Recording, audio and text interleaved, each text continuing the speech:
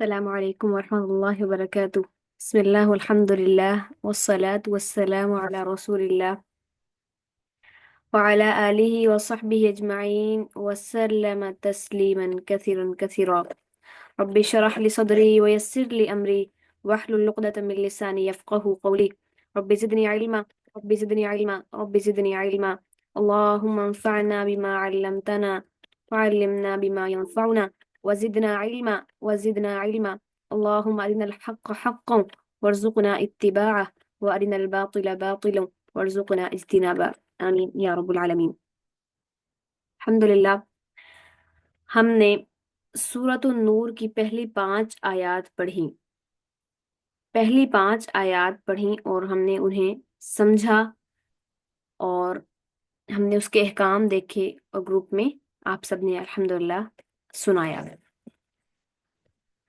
सूरतुन नूर, अल्लाह ताला सूरतुन नूर के बारे में फरमाते हैं कि इसके अंदर ये हमने एक वाज़े आपके पास आयतें नाजिल की हैं जिसके हुक्म को हमने फर्ज कर दिया है। फिर अल्लाह ताला दूसरी आयत में फरमाते हैं कि जानी जो मर्द है और औरत है, अगर तो वो जिना करते हैं तो फजलिदू कुल्ला वाहिद मिनहुमा मिअता जल्दा, उन्हें कोड़े लगेंगे। ठीक है, और कितने कोड़े लगेंगे ये भी अल्लाह ने बता दिए। फिर अल्लाह ताला आगे ही बता रहे हैं कि जो जानिया औरत है और जो वो किसी से निकाह नहीं करती सिवाय जानी या मुशरिक मर्द के, और इसी तरह जो है ना वो मर्द भी। वहुर्रिम ज़ालिका अलल मुमिनीन, और हराम कर दिया गए हैं ये मोमिनों पर। अच्छा, अब मुझे अ, एक क्वेश्चन रिसीव हुआ था। सिस्टर अरफा ने क्वेश्चन किया था मुझसे, जो कि आप सबको भी करना चाहिए था, कि अगर ये नहीं शहादत होती, किसी उन्हें एक मर्द इल्जाम लगाता है अपनी बीवी के ऊपर या एक बीवी लगाती है इल्जाम, उसके पास नहीं है गवाह, तो उनकी जो डाइवोर्स होगी, वो जो उनका हमने कहा कि निकाह खत्म हो जाएगा, वो फसके निकाह होगा या तलाक होगी। ठीक है ना, क्वेश्चन बनता है ना वैलिड, कि निकाह अल्लाह क्या है ना, वहुर्रिम ज़ालिका अलल मुमिनीन, और मोमिनों पर ही हराम कर दी गई है। मगर अगर ये नहीं कि अगर किसी लड़की के हस्बैंड वो जिना करता है किसी और के साथ और वो पता लग जाता है उस लड़की को, तो अब वो क्या करे। इसी तरह एक मर्द है, उसे पता लगता है कि उसकी बीवी जानिया है, तो अब वो क्या करेगी? क्या वो चुप करके बैठी रहेगी? वो पाक औरत है, उसका क्या कसूर है कि वो एक जानी के साथ रहेगी?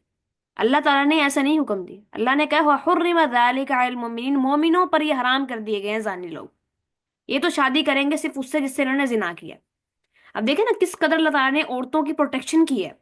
हमारे यहाँ जितनी भी खवातीन अपने हस्बैंड्स के ऊपर इल्जाम लगाती हैं, या बेशक वो इल्जाम सच्चे होते हैं अक्सर जगह, और अक्सर जगह कुछ जगह वो झूठे भी होते हैं, तो उन सब के ना इस तमाम माशरे के इस माहौल को इस्लाम ने एक जगह जकड़ दिया है, पकड़ दिया, उसकी नस को ही पकड़ लिया है कि ये चीज उठे ही ना। अब हमारे यहाँ हम देखते हैं सोशल मीडिया के ऊपर कितनी ज्यादा वाहियात चीजें, और कोई किसी माँ पे इल्जाम लगा रहा है, कोई बेटी पे इल्जाम लगा रहा है, कोई कुछ कर रहा है, कोई कुछ कर रहा है, और फिर इसी तरह कत्ल हो रहे हैं गैरत के नाम के ऊपर। तो अल्लाह ताला ने इस तरह इसको चीज को नस को पकड़ के ना हमारे लिए वाज़े आयात भेज दी हैं कि जिसको देख के इंसान हैरान हो जाता है। अल्हम्दुलिल्लाह। अब क्या होगा कि अगर एक शख्स ने, एक औरत ने देखा कि उसका मर्द ये इस तरह का है, तो वो क्या करेगी? वो हाकिम वक़्त के पास जाएगी और उसे जाकर कहेगी कि मैंने अपने शख्स को, अपने शोहर को उस पर ये नहीं इल्जाम लगाएगी। वो पहले तो वो इल्जाम ही होगा ना, इल्जाम लगाएगी। अब अगर तो उसने इल्जाम लगाया है अपने शोहर पे, तो इस केस के अंदर उसे गवाहों की जरूरत नहीं है। अब इस मामले को समझ लें जरा।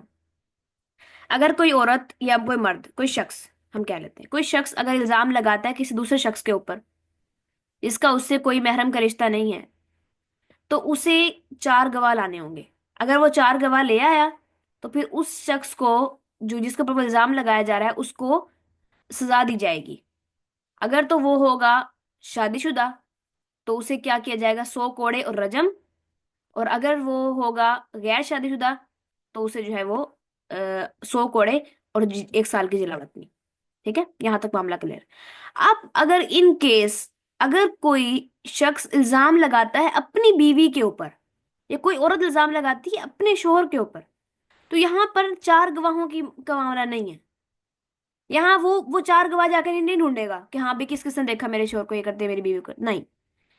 یہاں پر اسلام نے، کیونکہ یہ دیکھیں یہ بہت سینسٹیو میٹر ہے، کوئی بیوی یا کوئی شوہر بھی اپنا گھر خراب کرنے کے لیے بھلا وہ کیوں الزام لگائے گا اپنے ہی ساتھی کے اوپر، اپنے ہی اسپاؤس کے اوپر، جسے اللہ نے اس کا لباس کہا ہے. ہن لباس لکم وانتم لباس لہن، تم ان کے لباس ہو، تمہارا لباس ہے. تو اللہ تعالیٰ نے اب کیا کہا ہے کہ اس صورت میں لعان ہوگا. اب ہم آگے لعان کو، آج ہم لعان پڑھنے والے ہیں کہ لعان کیا ہوتا ہے. ٹھیک ہے نا. اب اللہ تعالیٰ جو لعان کا طریقہ اللہ بتا رہے ہیں کہ اگر ان کیس کسی مرد نے اپنی بیوی پہ اس طریقے سے کیا تو وہ کیا کہے گا، کیا کرے گا آگے جا کے، یعنی اس کے پاس تو وہ نہیں ہے، گواہ نہیں ہے. تو اب وہ کیا کرے گا، آج ہم نے یہ پڑھنا ہے. ٹھیک ہے. اللہ تعالیٰ فرماتے ہیں والذین، اور وہ لوگ جو یرمونا، یرمونا تہمت لگائیں، ازواجہم اپنی زوج پر، اپنی بیویوں پر. ٹھیک ہے. ولم یکن لہو، اور نہ ہوں لہم ان کے پاس، شہداء گواہ، الا انفسہم سوائے ان کی اپنی جانوں کے. فشہادت، پس گواہی، احدہم ان میں سے ایک، اربع چار، شہادات قسمیں کھائے، یا چار گواہیاں دے، چار قسمیں کھائے، باللہ اللہ کی. انہو لمن الصادقین، انہو کہ بے شک، لمن الصادقین کہ وہ سچ بولنے والوں میں سے ہے. ایک شخص نے الزام لگا دیا، اب وہ آیا عدالت کے پاس، اب آ کر وہ کیا کہے گا، وہ چار قسمیں کھائے گا. کس میں وہ کہے گا کہ اللہ کی قسم میں سچا ہوں، اللہ کی قسم میں سچا ہوں. والخامسۃ، اور پانچویں دفعہ، والخامسۃ، اور پانچویں دفعہ، انا، وہ یہ قسم کھائے گا، لعنتا، لعنت اللہ، کہ اللہ کی لعنت ہو، علیہ، اس پر، یعنی مجھ پر اللہ کی لعنت ہو، ان کان من الکاذبین، اگر میں جھوٹوں میں سے ہوں تو. ان، اگر، کانا، ہوں میں، من الکاذبین، اگر وہ جھوٹوں میں سے ہے. چار دفعہ وہ اللہ کی قسمیں کھائے گا کہ وہ سچا ہے. اللہ کی قسم میں سچا ہوں، اللہ کی قسم میں سچا ہوں، اللہ کی قسم میں سچا ہوں، اللہ کی قسم میں سچا ہوں، یعنی جو میں الزام لگا رہا ہوں میں سچ بول رہا ہوں. اور پانچویں دفعہ وہ کہے گا کہ اگر میں جھوٹا ہوں تو مجھ پر اللہ کی لعنت.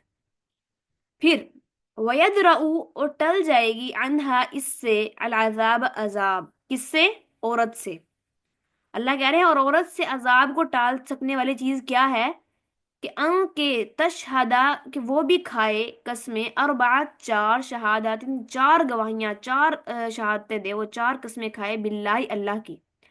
انہو لمن الکاذبین، کہ بے شک یہ جھوٹوں میں سے ہے. اس نے کیا کہا کہ اللہ کی قسم میں سچوں میں سے ہوں. اب اگر عورت نے اپنے اوپر سے اس عذاب، اس رجم کی جو کنڈیشن ہے، رجم کی جو حد ہے، اس سے اگر عورت نے اپنے آپ کو بچانا ہے تو وہ کیا کہے گی، وہ کہے گی کہ اللہ کی قسم یہ جھوٹا ہے. والخامسۃ، اور پانچویں دفعہ، انا، وہ کہے گی، انا کے غضب اللہ، اللہ کا غضب ہو، علیہا، اس پر، ان کان من الصادقین، اگر یہ سچا ہو. چار دفعہ وہ کہے گی اللہ کی قسم یہ جھوٹا ہے، اور پانچویں دفعہ کہے گی کہ اگر یہ جھوٹا نہ ہو تو میں، اگر یہ میرا مرد سچا ہو تو مجھ پر اللہ کا غضب نازل ہو. اسے کہتے ہیں لعان.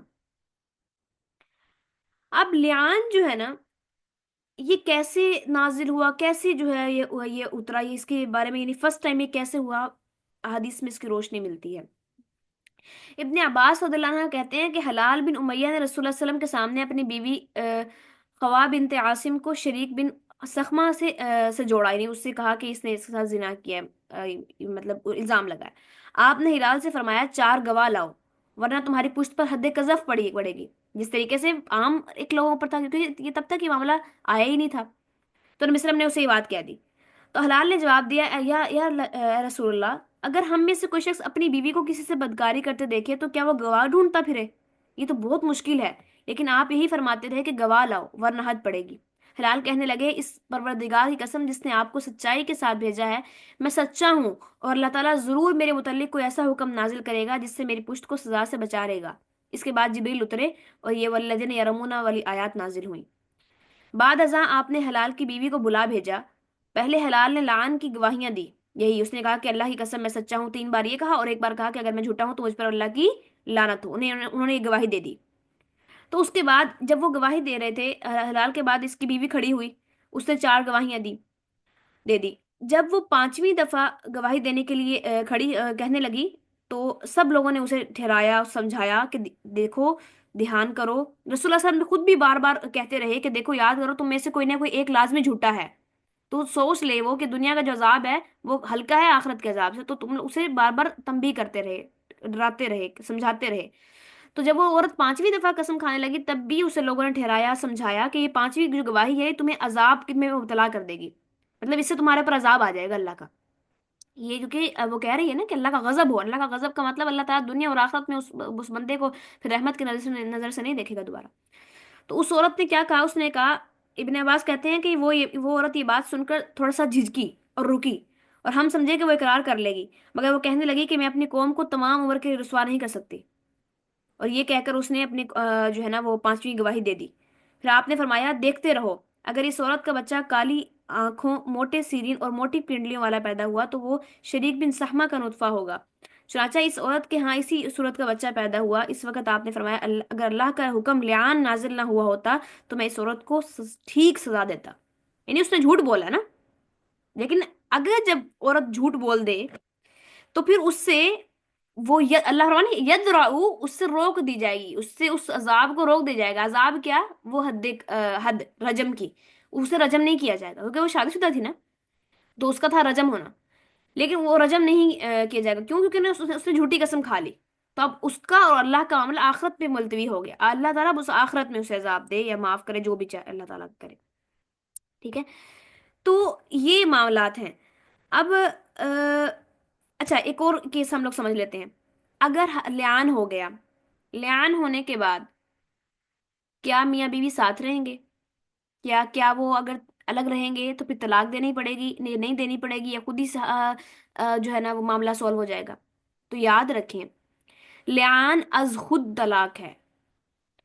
اب دیکھیں، انہوں نے جن کی ہم بات کریں نا، انہوں نے اپنی بیوی کو اس کے بعد جب یہ اس طرح ہو گیا نا معاملات، تو انہوں نے طلاق دے دی۔ انہوں نے کہا اللہ کے رسول کہ میں یہ برداشت نہیں کر سکتا، میری غیرت گوارہ نہیں کرتی، اور طلاق دے دی۔ تو رسول اللہ صلی اللہ علیہ وسلم نے کہا کہ اس شخص نے جلدی کی، کیونکہ لعان جو ہے وہ از خود ہی رشتہ ختم کر دیتی ہے، اور لعان طلاق کی اتنی سنگین قسم ہے کہ اس کے اندر وہ میاں بیوی ایک دوسرے کے اوپر ساری زندگی کے لیے حرام ہو جاتے ہیں۔ مطلب عام جو طلاق ہوتی ہے اس کے اندر تو آپ ایسا ہوتا ہے نا کہ اگر اللہ تعالیٰ نے پہلے اتنے سارے پوائنٹس رکھے ہیں کہ 3 طلاقیں ہیں، آپ نے 3 طلاقوں یعنی ایک ساتھ نہیں دینی، پھر آپ نے جو ہے نا ہر مہینے کے وقفے سے دینی ہے، یا پھر جو ہے ایک بار دے کے آپ نے چھوڑ دینا ہے۔ پھر اس طریقے سے تجدید نکاح کا بھی معاملہ ہے کہ اگر آپ نے دے دی ہے اور بعد میں جو ہے نا وہ عدت گزر گئی ہے، تو آپ دوبارہ نکاح کے ذریعے دوسرے سے مل سکتے ہو۔ پھر اس کے باوجود اگر آپ نے تینوں طلاقیں دے دی ہیں، تو اگر وہ عورت کسی اور سے شخص سے نکاح کرتی ہے، پھر دوبارہ وہاں سے طلاق ہو جاتی ہے، پھر پہلے شوہر سے نکاح کر سکتی ہے، مطلب کوئی نہ کوئی صورت موجود ہے، ٹھیک ہے؟ لیکن یہ ایسی سنگین قسم ہے لعان کہ جس کے اندر ساری زندگی کے لیے حرام ہے ایک دوسرے پہ، دوبارہ کبھی ان کا ملاپ نہیں ہو سکتا۔ اور ایک اور بات بھی سمجھ لیجئے، اگر لعان ہو چکا تو کیا مہر واپس کیا جائے گا؟ نہیں۔ عبداللہ بن عمر روایت فرماتے ہیں، وہ کہتے ہیں کہ جب عویمر اور اس کی بیوی میں لعان ہو چکا تو عویمر نے کہا کہ میں نے جو مہر کا روپیہ دیا تھا وہ کدھر جائے گا؟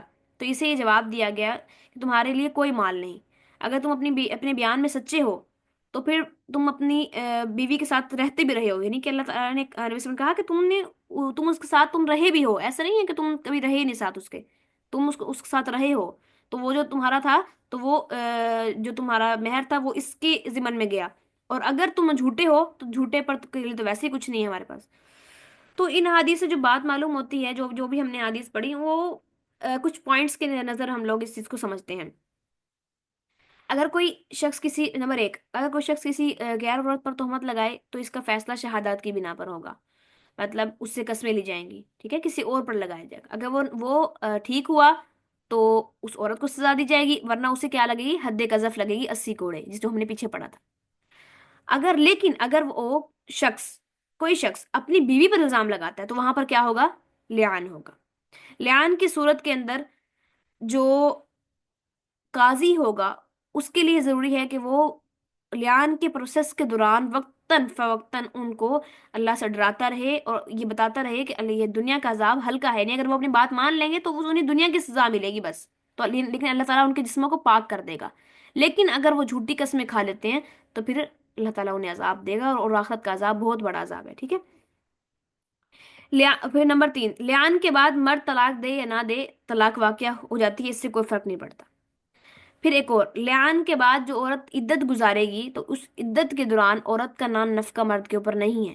جس طریقے سے عام طلاق کے اندر عورت کا نان نفقہ اور رہائش مرد کے ذمہ ہوتی ہے، اس طرح یہ لیان والی طلاق کے اندر، لیان کے اندر جو عورت عدت گزارے گی لیان کے بعد، اس کے اندر عورت کا نان نفقہ مرد پر نہیں ہے۔ پھر نمبر 4، لیان سے جو پیدا ہونے والا بچہ ہے وہ اپنی ماں کی نسبت جانا جائے گا، اپنی ماں سے منسلک ہوگا۔ شریعت نے زانی کو پھر بھی کچھ نہیں دیا، زانی کے لیے کچھ نہیں ہے، یعنی اس سے اولاد منسوب نہیں ہوگی، بچہ اپنی ماں کا وارث ہوگا اور ماں بچے کی وارث ہوگی، ٹھیک ہے، تو بچہ اپنے ماں کے نام سے منسوب ہوگا۔ اور وضع حمل کے بعد اگر عورت جرم ثابت کر لے، عورت کا جرم ثابت ہو جائے، مینس جس طریقے سے اس کیس کے اندر ہم دیکھتے ہیں کہ وہ بچہ ایز اٹ از ویسے ہی تھا جس پر اس کے شوہر نے الزام لگایا تھا کہ اس نے میری بیوی اس کے ساتھ اس طرح کا سین ہے، تو سیم ٹو سیم بچہ ویسے ہی تھا، اسی کی تمام جینیٹکس تھے۔ تو اس سینیریو کے اندر بھی اگر یعنی گواہی ثابت ہو گئی، اس کے بچے کے پیدا ہونے کے بعد سارے ثبوت بھی سامنے آ گئے، اس کے باوجود بھی عورت کو سزا نہیں دی جائے گی، کیوں؟ کیونکہ وہ اپنے اوپر اللہ کے غضب کو ٹھہرا چکی ہے پورا، تو اب اس کا اور اس کے رب کا معاملہ، ٹھیک ہے۔ یہ باتیں آپ لوگوں نے مائنڈ میں رکھنی ہے، امید ہے مجھے کہ آپ لوگ آج نوٹس بنا رہی ہوں گی۔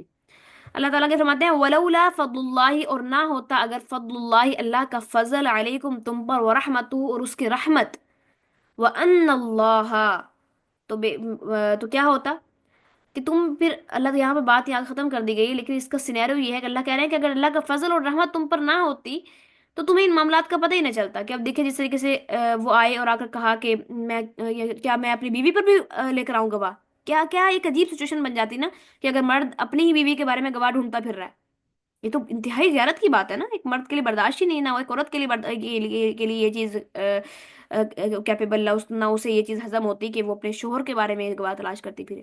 تو اللہ نے اس سینسٹیو میٹر کو ایک اتنا اچھا حل دے دیا۔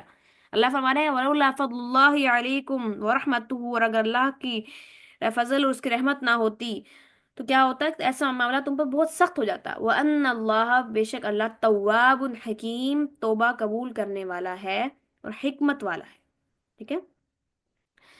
اب یہ جو اگر کسی شخص نے، ہم نے اس طریقے سے پہلے بھی ڈسکس کی تھی بات، کہ کوئی عورت مان جاتی ہے، اقرار کر لیتی ہے، تو اس پر کیا ہوگا؟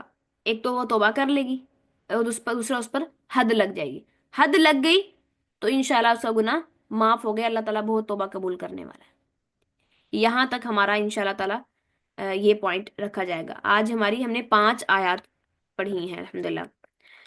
کہاں سے پڑھنا شروع کیا؟ ہم نے یہاں سے پڑھنا شروع کیا والذین یرمون، جو کوئی لگاتے ہیں تہمت، ازواجہم، اپنی زوج پر، اپنے بیویوں پر، ولم یکن لہم، اور نہیں لاتے وہ، شہداء گواہ، الا انفسہم، سوائے ان کے اپنی جانوں کے، اپنے نفس کے علاوہ ان کے پاس کوئی گواہ نہیں ہے، فشہادتہ، تو وہ شہادت دیں گے، احدہم، ان میں سے ہر کوئی، اربع 4 شہادات باللہ، اللہ کی 4 قسمیں کھائے گا، انہو، کہ بے شک وہ، لمن الصادقین، سچوں میں سے ہے، والخامسۃ، اور 5ویں قسم کھائے گا، انا، بے شک، لعنت اللہ، اللہ کی لعنت ہو علیہ، اس پر، ان کان من الکاذبین، اگر وہ جھوٹوں میں سے ہے، ویدرأ، اور دور کر سکتی ہے، ٹل سکتی ہے مصیبت یا عذاب، عنہا، اس سے، عنہا یعنی عورت کی بات کی جا رہی ہے، حارف ہار ہے نا، عورت کے انحا العذاب، عورت سے عذاب کو ایک ہی بار ٹال سکتی ہے، ان کے وہ، تشہدہ، وہ شہادت دے، گواہی دے، اربع 4 شہادات باللہ، اللہ کی 4 قسمیں کھائے، انہو لمن الکاذبین، کے بے شک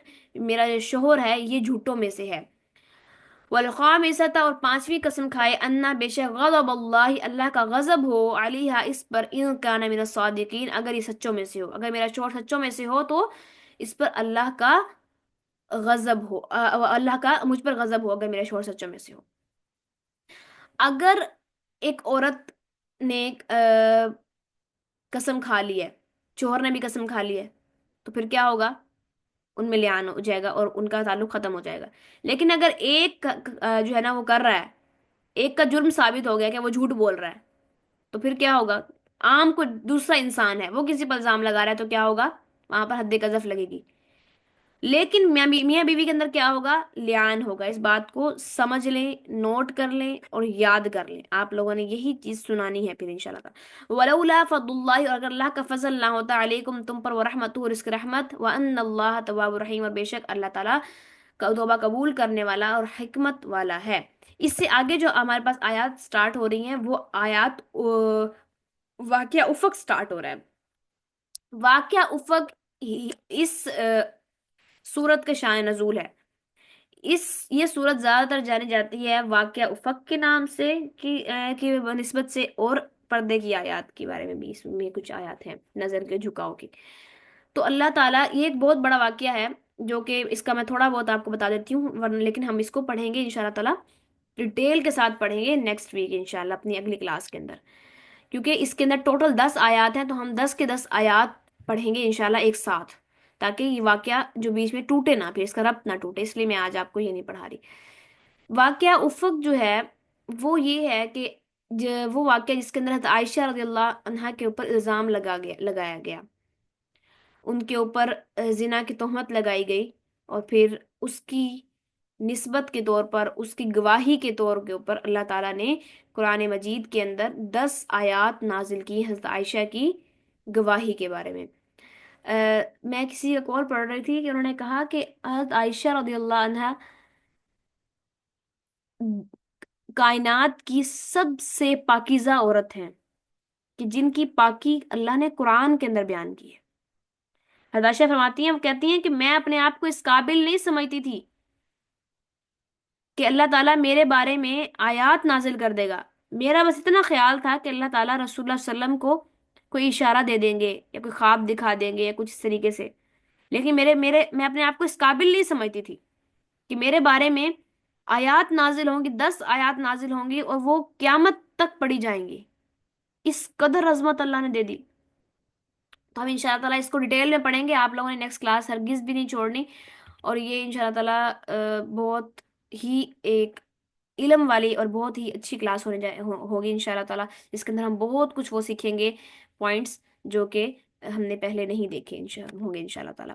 बाकी देखें अल्लाह ताला इन इन तमाम मामलात से हमें क्या सिखाना चाह रहे हैं। देखिए हम लोगों ने पहले क्या कौन सी आयत पढ़ी थी? हम लोगों ने पढ़ी थी हद कज़फ की आयत, के जो किसी पर इल्ज़ाम लगाएगा उसके लिए क्या होगा? 80 कोड़े लगेंगे। तो देखिए हम लोगों को देखना चाहिए, आज हम किसी के बारे में भी जुबान खोल देते हैं ना, छोटी छोटी सी बातों में, घरों में डिस्कस हो रहा होता है, फलां फलां के साथ ऐसा, फलां फलां के साथ। तो ये बहुत बड़े मामलात हैं, बहुत बड़े और बहुत ही ये संगीन और नाजुक मामलात हैं, इन पर बात कभी नहीं करनी चाहिए। अगर कोई कैसा हो भी सही ना, तब भी बात नहीं करनी चाहिए, क्योंकि ये इंसान के अपने ईमान को कम करने वाली चीजें हैं, ये इंसान के अपने ईमान को गंदा करने वाली चीजें हैं, अपना ईमान खत्म करने वाली चीजें हैं। क्या पता वो वैसा ना हो जैसा हमें दिख रहा हो। अक्सर इंसान को जो चीज जैसे दिख रही होती है वैसी नहीं होती। हमने किसी के जूते में उतर कर नहीं देखा कि क्या हालात है क्या नहीं। अगर हम ना अपनी निगाहें अपने गिरबान के अंदर रखें ना, वल्लाह तो हमें अपने आप से बुरा कोई शख्स ना दिखे इस दुनिया के अंदर। लेकिन हमारी आंखें क्या होती हैं? हमारी आंखें सामने होती हैं। हम दूसरों को देखते हैं, अपने आप को भूल जाते हैं, जबकि हमें याद नहीं होता कि अगर हम एक उंगली किसी की तरफ उठा रहे हैं तो 3 हमारी तरफ भी आ रही हैं। तो इसलिए हमेशा अपने नफ्स की पाकी के लिए कोशिश करते रहा करें। और किसी के बारे में ऐसी कहीं बात हो रही हो तो हरगिज उसे ध्यान ना दें, हरगिज उसमें कोई मिसाल ना डालें, कोई उसको हॉट टॉपिक ना बनाए। अगर कोई किसी के बारे में बात कर रहा है कि फलां फलां के साथ कैसा है, आप छोड़ दें। नबी से फरमाया ना कि अगर जो शख्स अल्लाह पर ईमान रखता है और यौम आखिरत पर ईमान रखता है तो उसे चाहिए कि वो अच्छी बात कहे वरना चुप रहे। और फिर इसी तरह एक और हदीस है कि वो जो अल्लाह पर और यौम आखिरत पर ईमान रखता है तो उसे चाहिए कि वो ला यानी कामों को छोड़ दे, उन कामों को छोड़ दे जिससे उसका कोई ताल्लुक नहीं है, या किसी की बात से हमारा कोई ताल्लुक है नहीं ना। हमें क्या लेना कि कोई कुछ भी करता फिरे अपने घर में। लेकिन हाँ, याद रहे, बुराई को रोकना और बुराई के बारे में अपनी जान से, अपनी माल से उसे रोकने की कोशिश करना। जैसे कि جیسے میں نے تم میں سے اگر کچھ برائی دیکھے تو اسے اپنے ہاتھ سے روکے، اگر ہاتھ سے نہیں روک سکتا تو پھر اپنی زبان سے روکے، زبان سے نہیں روک سکتا تو دل میں برا جانے۔ اب یہ ہم ہاتھ سے تو نہیں روک سکتے اس چیز میں، اس میٹر کو، کہ ہاتھ سے روکنے کا کام کس کا ہے؟ حکومت کا کام ہے نا، کہ حکومت کو اور اسلامی حکومت کو یہ چیز اس کے اوپر لاگو ہے، اس کے اوپر فرض ہے کہ وہ اس قسم کی برائیوں کو روکے۔ ہم نے کیا کرنا ہے؟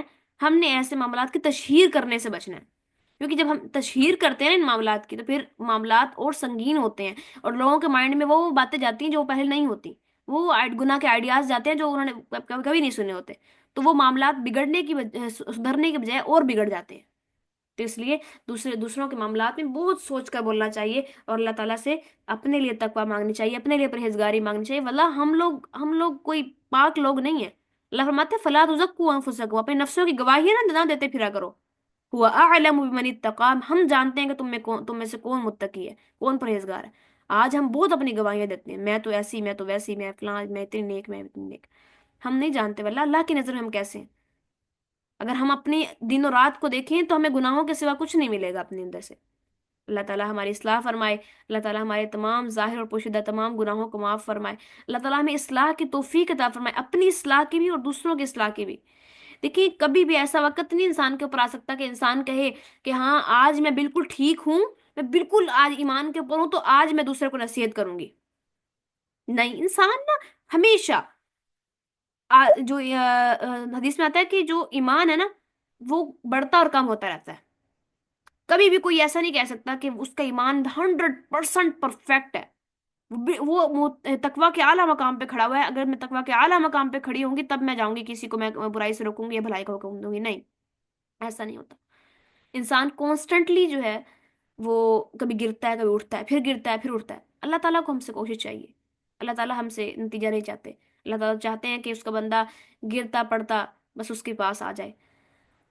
یا ایھا الذین آمنوا یا ایھا الانسان انک کادح الی ربک کدحا فملاقی، اے انسان تو مشقت در مشقت برداشت کرتا کرتا تو تھک ہار کے ایک دن اپنے رب سے آ ملے گا۔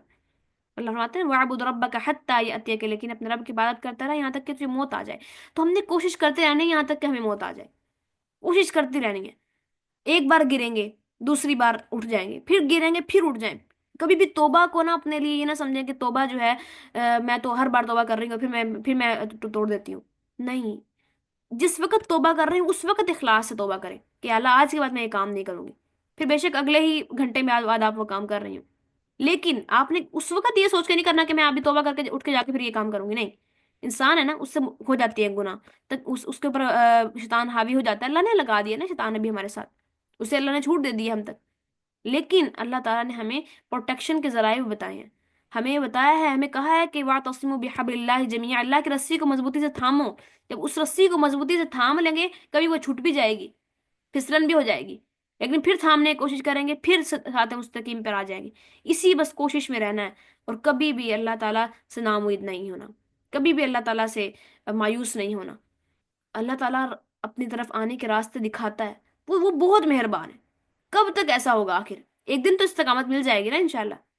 ایک گناہ کب تک نہیں چھوٹ رہا؟ آخر ایک مہینہ نہیں چھوٹے گا، 2 مہینے، 4 مہینے، 10 مہینے، 1 سال، آخر کیا ساری زندگی اسی سچویشن میں رہنا ہے؟ ایسا نہیں ہوگا ہرگز بھی۔ واللہ اللہ تعالیٰ جو شخص کسی گناہ سے بچنا چاہتا ہے نا اور نیکی اختیار کرنا چاہتا ہے، نیکی کا ارادہ کرتا ہے، بار بار نیکی کا ارادہ کرتا ہے اور گناہ سے بچنے کی کوشش کرتا ہے، تو اللہ تعالیٰ اس کو ضرور مدد کرتے ہیں، ضرور بس ضرور مدد کرتے ہیں۔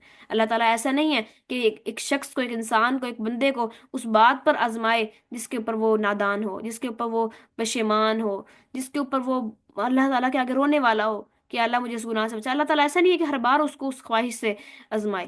اللہ تعالیٰ بہت رحیم اپنے بندوں پر، بے شک ہم ہی گناہ گار ہیں، ہم ہی خطا کار، ہم ہی سیاہ کار ہیں۔ اللہ تعالیٰ ہمارے گناہوں کو معاف فرمائے، اللہ تعالیٰ ہم سے راضی ہوں، ہمیں توبہ کی، احسن توبہ کی توفیق عطا فرمائے، ہمیں اللہ تعالیٰ توبۃ النصوح کی توفیق عطا فرمائے، وہ توبہ کہ جس کے بعد کوئی گناہ نہ ہو۔ اللہ تعالیٰ ایسی ہدایت دے کہ جس کے بعد دل کبھی نہ پلٹے۔ اللہ تعالیٰ ہمارے دلوں کو اپنی اطاعت کے اوپر ثابت قدم رکھے، ہمیں استقامت عطا فرمائے، ہم سے راضی ہو جائے اور ہمیں راضی کر دے۔ آمین یا رب العالمین۔ سبحان ربک رب العزت عما یصفون وسلام علی المرسلین والحمد للہ رب العالمین۔ کسی کا کوئی سوال ہے تو وہ لے لیتے ہیں ہم لوگ، ورنہ پھر وائنڈ اپ کرتے ہیں انشاءاللہ تعالیٰ۔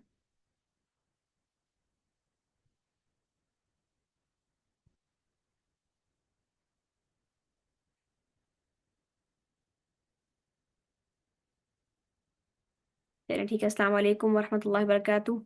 سبحان ربک رب العزت عما یصفون وسلام علی المرسلین والحمد للہ رب العالمین.